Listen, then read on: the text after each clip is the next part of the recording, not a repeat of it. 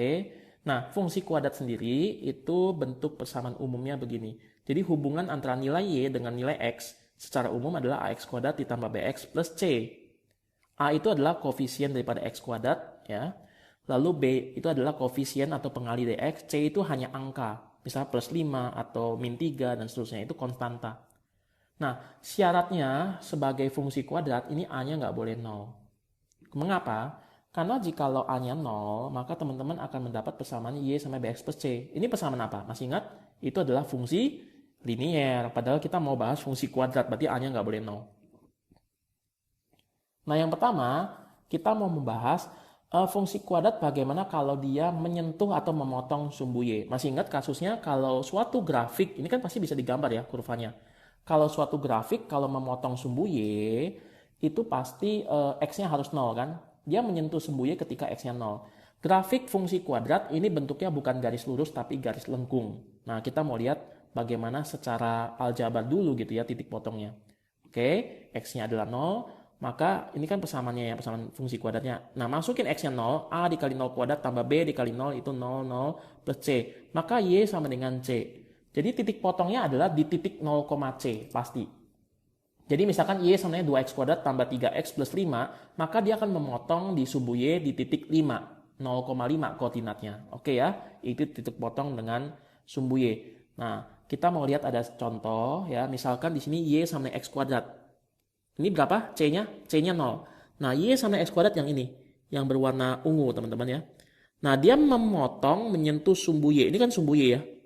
Dia memotong sumbu Y di sini. Di berapa? Di 0. Karena ini kan plus 0 kan? C-nya 0. Untuk grafik Y sama X kuadrat min 3, teman-teman perhatikan yang berwarna merah ini ya. Agak kemerahan ini. Teman-teman melihat bahwa grafik X kuadrat min 3 ini memotong di sumbu Y di mana? Kan ini C-nya min 3 kan? Kan plus C, C-nya adalah min 3. Maka dia memotong sumbu Y di sini, di min 3. Ya, teman-teman perhatikan ya. Nah, nanti teman-teman akan juga mendapatkan bahwa grafik fungsi kuadrat nggak bentuknya seperti ini, tapi juga bentuknya bisa seperti ke bawah, menghadap ke bawah. Ini kan menghadap ke atas ya. Nah, kapan seperti itu nanti saya akan bahas, tetapi kali ini kita bahas dulu titik potong dengan sumbu Y.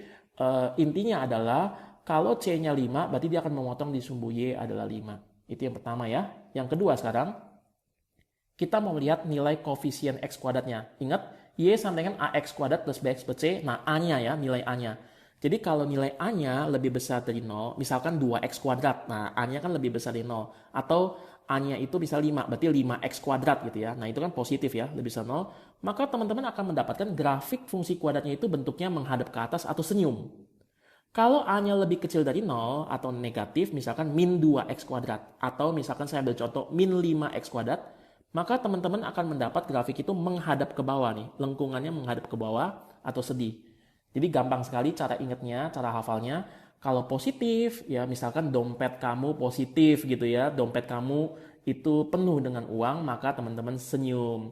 Tapi kalau dompetnya negatif, banyak utang, teman-teman sedih. Ingatnya gitu ya. Oke, nah sekarang kita ambil contoh, Y sama X kuadrat tambah 1. Nah di sini A-nya berapa? A-nya 1 ya. 1 kali X kuadrat ditambah 1 ya. Karena A-nya 1, A-nya positif, maka harusnya adalah senyum. Sedangkan yang kedua, min X kuadrat. A-nya berapa? A-nya adalah min 1, maka di situ pasti gambarnya yang menghadap ke bawah. Nah, ini contoh grafiknya. Ini yang X kuadrat tambah 1 ya. Ini yang min X kuadrat tambah 2. Perhatikan, plus 2 tadi apa? Memotong sumbu Y di 2 ya. Lalu X kuadrat tambah 1, tambah satunya apa? Ini kan C kan? Memotong sumbu Y di 1 di sini ya. Oke. Sekarang kita mau masuk ke poin yang ketiga, yaitu titik potong dengan sumbu X. Nah teman-teman, kapan dia akan menyentuh sumbu X? Ketika Y-nya 0. Karena Y-nya 0, ingat ini persamaan apa? Y sama dengan AX kuadrat plus BX plus C. Nah Y-nya 0, maka AX kuadrat plus BX plus C menjadi sama dengan 0. Persamaan ini sangat terkenal, ini adalah persamaan kuadrat. Jadi teman-teman harus bedakan ya, antara persamaan kuadrat dengan fungsi kuadrat. Jadi persamaan kuadrat adalah fungsi kuadrat di mana dia memotong sumbu X. Saya ulangi, AX kuadrat plus BX plus C sama dengan 0, ini adalah persamaan kuadrat. Jadi persamaan kuadrat adalah fungsi kuadrat yang memotong sumbu X, di mana Y-nya sama dengan 0. Itu namanya persamaan kuadrat. Nah, teman-teman, kalau bentuk ini saya bagi A, saya bagi A, saya bagi A. Menjadi sebelah kanan juga dibagi A gitu ya. 0 bagi A tetap 0. Maka ini menjadi X kuadrat ditambah B per A X kuadrat ditambah C per A sama dengan 0. Jadi ini bentuk yang nanti biasanya umum sekali kita temukan ya. Nah, untuk mencari solusi ini, kita harus mengubah ini menjadi perkalian. Jadi, dimisalkan ada X tambah P suatu angka dikali dengan X tambah Q suatu angka sama dengan 0. Nah, teman-teman kalau misalkan menemukan bentuk seperti ini ya, itu artinya apa? Kalau ada A dikali B sama dengan 0, berarti kan A-nya sama dengan 0 atau B-nya yang sama dengan 0. Dalam hal ini berarti apa? X tambah P sama dengan 0 atau X tambah Q sama dengan 0 gitu ya. Nah, mengapa saya pakai bentuk ini? Karena teman-teman kalau mengalihkan ke dalam, ya, teman-teman nanti kalau mengalihkan ke dalam akan berbentuk seperti ini. Ya, X dikali X, X kuadrat. X dikali Q, QX. P dikali X, PX. P dikali Q, PQ. Ya, lalu kita kelompokkan, ada X-nya saya faktorkan keluar menjadi begini. Nah, ini kan bentuknya mirip kan? Tuh, bentuknya mirip. Jadi, kalau misalkan ada persamaan kuadrat, kita mau cari solusinya, kita harus ubah ke bentuk ini. X tambah P dikali X tambah Q. Itu namanya model pemfaktoran, ya, bentuk pemfaktoran. Nanti kalau udah dapat bentuknya seperti ini tinggal ini sama dengan 0 atau X tambah Q sama dengan 0, maka X sama dengan min P jawabannya, X sama dengan min Q jawabannya. Jadi ini X1 sama min P, ini X2 sama dengan min Q gitu ya. Ini ada X2-nya ya. Oke. Nah, teman-teman, dari sini kita bisa mengambil kesimpulan yang lain. Coba lihat ya. Ini kan persamaan ini harusnya sama dengan ini kan. Perhatikan P tambah Q apa? B per A. Berarti P tambah Q B per A. Tadi kita dapat X1 min P. Ini X2 ya. X2 adalah min Q. Berarti P itu adalah apa P? Min X1. Q apa? Q adalah min X2. Jadi kita coba masukkan ke situ. Min X1 min X2 sama B per A. Saya kalikan min 1 semua menjadi X1 tambah X2 sama min B per A. Jadi teman-teman nanti akan mendapat rumus seperti ini ya. X1 tambah X2 atau solusi dari persamaan ini kan ada dua nanti umumnya ya. Secara umum ada dua, ada X1 ada X2. Nah, ketika kita mendapat X1 dan X2, itu kalau kita jumlah ternyata sama dengan min koefisien X dibagi dengan A, koefisien X kuadrat. Nah, teman-teman X1 sama X2 ini apa sih? X1 sama X2 ini kan solusi dari ini kan. Apa solusi dari ini? Sekali lagi, titik potong fungsi kuadrat dengan sumbu X ya. Oke, sekarang kita coba yang satunya lagi. Kalau tadi P tambah Q sama dengan B per A, P kali Q sama dengan C per A. P kali Q apa? P-nya min X1, Q-nya min X2 ya. Tadi ya di sini kan. Nih, X1 min P, X2 min Q, maka P-nya min X1, Q-nya min X2. Ini kalau dikalikan jadi positif, maka X1 ke X2 adalah C per A. Oke ya, ini dua yang harus teman-teman ingat terlebih dahulu. Nanti akan kita gunakan untuk misalkan ada soal-soal yang berkaitan dengan jumlah akar atau jumlah solusinya dan juga perkalian daripada solusi persamaan kuadrat. Oke ya. Nah, sekarang bagaimana kita mencari X1, X2?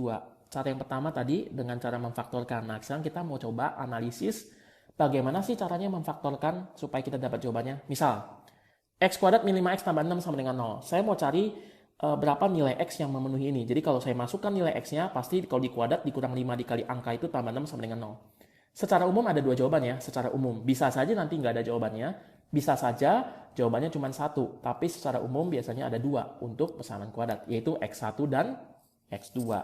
Sekarang kita coba lihat. Tadi kita sudah tahu bahwa bentuk ini ya, ini kan sama saja persamaan kuadrat. Jadi bisa kita ubah ini ke sini, X kuadrat tambah P plus Q kali X tambah PQ di slide sebelumnya, di mana P sama min X1, lalu Q-nya adalah min X2. Nah, teman-teman, ini yang atas bisa kita ubah ke sini kan. Jadi, kalau kita lihat ini kan sama nih, perhatikan. Jadi, kalau ini bisa kita ubah ke bentuk perkalian, kita bisa dapat langsung X1 dan X2-nya. Tapi bagaimana cara mengubah ini langsung ke sini? Ubah dulu ini ke sini. Teman-teman lihat ya, ini min 5. Min 5 ini apa? Ini ada X kan? Ini ada X. Berarti min 5 ini apa? Min 5 adalah P tambah Q. Lalu 6. Apa itu 6? Kalau kita P kali Q. Berarti teman-teman bisa mendapat nilai P sama Q dengan cara apa?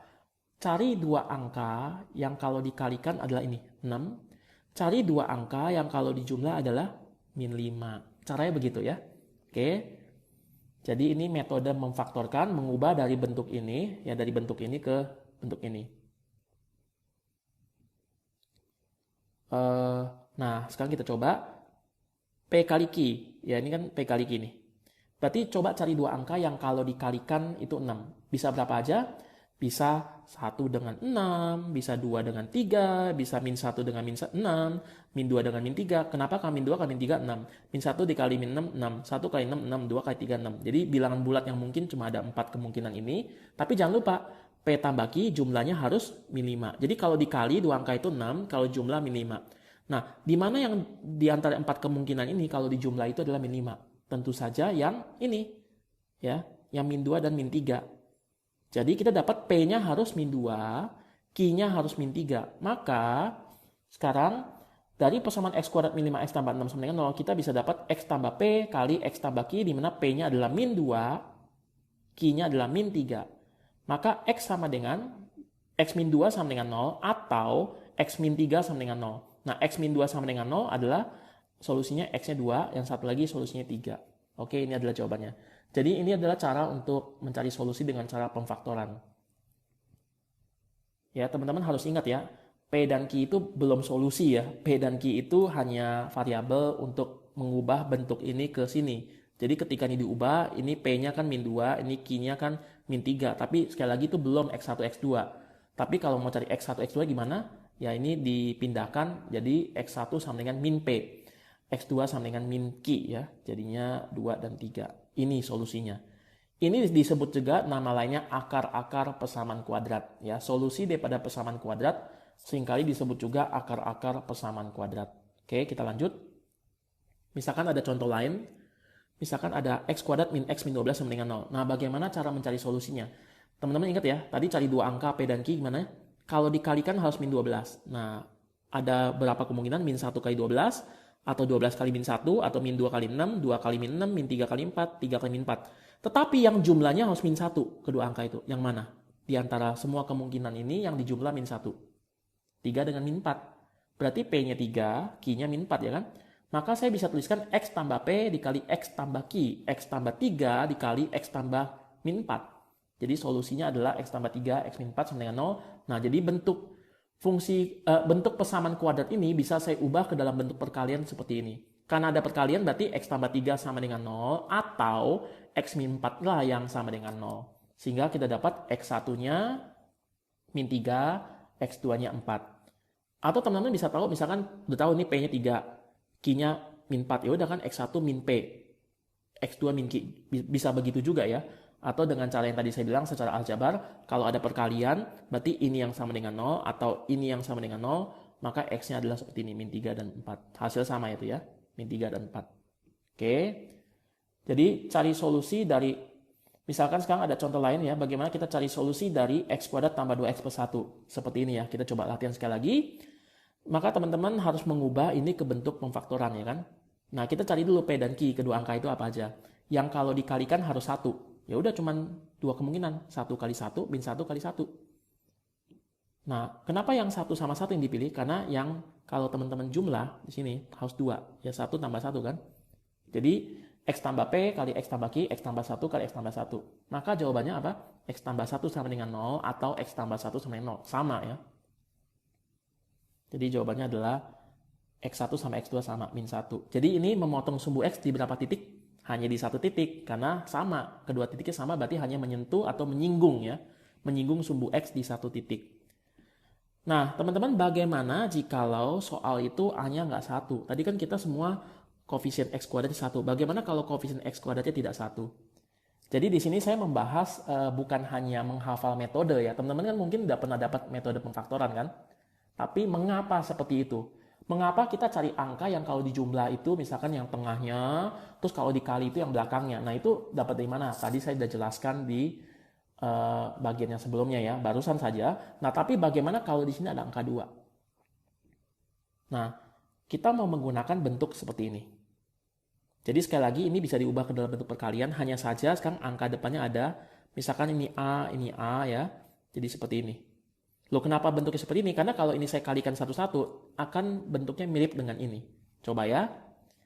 Jadi yang atas dikalikan, nih AX dikali AX, A kuadrat X kuadrat, AX dikali N, begini, M dikali AX menjadi seperti ini, X-nya difaktorkan keluar, terakhir M dikali N. Oke.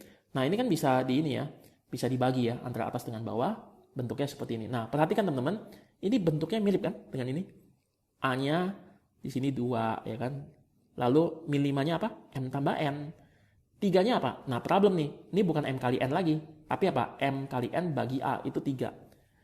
Nah, itu sebabnya di sini ada bentuk yang cukup berbeda dengan sebelumnya ya. Kita mau coba latihan kalau misalkan A-nya tidak 1. Kalau sebelumnya kan A-nya 1 ya, sekarang kalau enggak gimana? Nah, tujuannya yang pertama teman-teman harus mencari M dan N ini. Ya, M dan N ini. Lalu tuliskan nanti dalam bentuk ini. Jadi cara memfaktorkan bentuk seperti ini, teman-teman harus cari dua angka ini, lalu kemudian teman-teman tulis ke dalam persamaan ini. Ya, sekali lagi karena persamaan ini kalau disederhanakan bentuknya mirip seperti ini. Oke. Nah, M tambah N-nya apa? Perhatikan di sini M tambah N min 5 ya. M kali N per A-nya apa? Nih. Itu adalah min 3. Nah, di sini A-nya apa? A-nya kan 2 tadi ya. Nih. A-nya 2. Berarti 2-nya saya kalikan ke sini 2 kali min 3. Min 6. Jadi sekarang kita dapat gini teman-teman. Jumlah kedua angkanya min 5, perkalian kedua angkanya adalah sama dengan 2 kali min 3. Nah, 2 kali min 3 ini apa nih? Angka depan dikali angka belakang. Sekali lagi, kita mau cari dua angka. Apa? M dan N. Nah, kedua angka itu kalau dijumlah harus yang tengahnya, min 5. Tapi kalau dikalikan, M kali N, itu harus sama dengan depan kali belakang. 2 kali min 3, yaitu min 6 ya. Nah, dari M dan N ini kita cari dulu. Sebelumnya kalau kita mau cari perkalian, teman-teman harus kalikan dulu ini kan. 2 kali min 3 apa tadi? Min 6. Nah, min 6 ada angka apa aja yang bisa dikali-kalikan dari dua angka? Min 1 kali 6, 1 kali min 6, min 2 kali 3, 2 kali min 3. Ada 4 kemungkinan. Tetapi yang jumlahnya M tambah N harus min 5. Yang mana teman-teman? Yang 1 dengan min 6. Karena 1 tambah min 6 itu min 5. 1 kali min 6 itu min 6 ya. Jadi kita dapat M dan N-nya. Ini saya tuliskan ulang dulu ya. Di mana M-nya min 1 dan N-nya 6. Sekarang masukkan ke dalam persamaan ini. Jadi 2x min 1 kali 2x plus 6 bagi 2 sama dengan 0. 2x min 1 kali x plus 3. Karena ini karena dibagi 2 saya pilih ya. Karena perkalian kalau dibagi, teman-teman jangan ini dibagi. Tapi pilih. Saya pilih yang sebelah kanan karena ini ada faktor 2-nya. 2x bagi 2 itu x. 6 bagi 2 itu 3. Nah, sekarang dapat simpel sekali, perkalian antara dua faktor sama dengan 0, berarti faktor yang pertama sama dengan 0, atau faktor yang kedua sama dengan 0. Oke, jadi solusinya adalah x sama dengan setengah atau x sama dengan min 3. Kesimpulannya, teman-teman, ax kuadrat plus bx plus c sama dengan 0 dengan a tidak 1 nih ya, dengan a ini tidak 1, maka teman-teman harus mengubah ke dalam bentuk ini. Oke. Bagaimana cara mengubah ke bentuk ini? Berarti teman-teman harus tahu M sama N-nya kan? Harus tahu M sama N-nya. Bagaimana cara mencari M dan N? Kalau cari M dan N itu dengan cara dijumlah kedua angka ini harus sama dengan ini. Angka tengahnya. Tapi kedua angka ini kalau dikali harus sama dengan A kali C. Nih. Ya itu diingat prinsipnya. Ini teman-teman mungkin pernah dapat ya metode ini ya. Tapi teman-teman mungkin tanya, kenapa ya metodenya seperti ini? Kok bisa kalau saya cari dua angka, kalau dijumlah itu sama dengan tengahnya, kalau dikali kedua angka itu sama dengan A dikali C. Nah ini pembuktiannya. Teman-teman kalau masih belum terlalu ini ya paham karena belum terlalu terbiasa, bisa diulang kembali agar teman-teman lebih paham. Karena kan sekali lagi matematik bahasa, itu perlu pembiasaan. Oke, ini kita masuk ke contoh ya. Misalkan 3x kuadrat min 10x min 8. Cari akar-akar persamaan kuadrat atau solusi daripada persamaan kuadrat ini. Sekali lagi ada fungsi kuadrat kalau misalkan y-nya sama dengan 0, ini sebenarnya apa? Titik potong dengan sumbu x ya. Itu persamaan kuadrat, jangan lupa itu. Nah, saya mau cari dua angka, m kali n ya, m dengan n ya, di mana m kali n itu sama dengan 3 dikali min 8, min 24. Tapi kalau m ditambah n itu harus min 10. Oke, angkanya bisa apa aja? Nah, min 24 itu bisa banyak bilangan bulatnya ya. Bisa min 1 dengan 24, bisa 1 dengan min 24, bisa min 2 kali 12, bisa 2 kali min 12, min 3 kali 8, 3 kali min 8, min 4 kali 6, 4 kali min 6. Tetapi di antara semua ini, mana yang dijumlah adalah min 10, itu hanya satu. 2 dengan min 12. Berarti ini M-nya, ini N-nya. Sekarang kita tuliskan di dalam bentuk AX plus M dikali AX plus N dibagi dengan A. Yaitu 3X plus angka yang sudah kita temukan dikali dengan 3X plus angka yang kita sudah temukan, yaitu 2 dan min 12, dibagi dengan A. Itu 3. Ya, formatnya masih ingat ya, harus dituliskan dalam bentuk seperti ini. Nah, ini ada 3X min 12, ada faktor 3-nya, saya bagi dengan 3 yang di sini. Maka menjadi 3X tambah 2 kali X min 4. Karena 3X dibagi 3 adalah X, min 12 bagi 3 adalah min 4. Karena ada 2 faktor sama dengan 0, dikalikan ini ya, perkalian ini 2 faktor, maka faktor pertama sama dengan 0, atau faktor kedua lah yang sama dengan 0. Maka 3X tambah 2 sama dengan 0, maka X-nya min 2 per 3. Atau X min 4 sama dengan 0, berarti X-nya sama